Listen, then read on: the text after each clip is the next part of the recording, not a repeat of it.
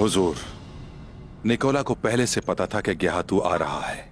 उसके जासूस हर जगह मौजूद हैं। उसके बावजूद वो इस मुआहदे पर राजी हो गया। गेहातू जब आ रहा होगा तो वो हमारी पीठ में खंजर नहीं घूमेगा। उसने इस बात का यकीन दिलाया है और मुआहदे पर मोहर लगाई है।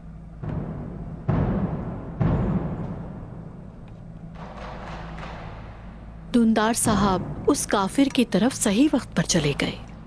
कम से कम हमारी पीठ तो महफूज हो गई हुजूर। इतनी पूरी यकीन मत रहे चचे।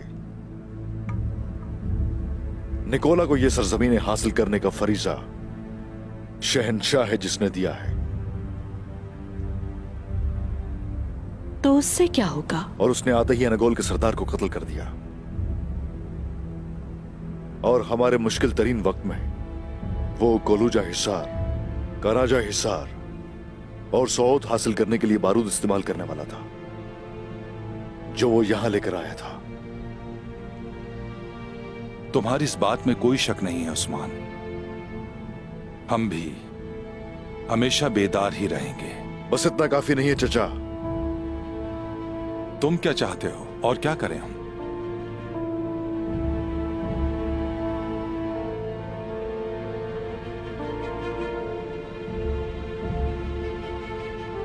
निकोला से मुआहिदा करने के बजाय हमें उसे और दबाना चाहिए था जब वो अपने घुटनों पर था। गेहातू जब आ रहा है इस वक्त,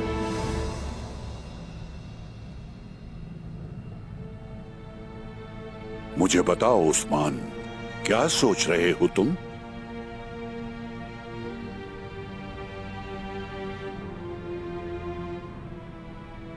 बराबरी वाला मुआहिदा जो उनके साथ किया गया है वो हमारे खिलाफ इस्तेमाल करेंगे। आज करें या कल करें। क्या तुम सरदार नहीं हो? तुम अपनी आंखें खुली रखना, उसे अपने कमजोर पहलू से टकराने न दें और अपनी मीठी नींद को अपने लिए हराम न बनने दें। इतना काफी है। बेटी, थोड़ा और ले आओ ये लजीज खाना मेरे लिए। जरूर बाबा।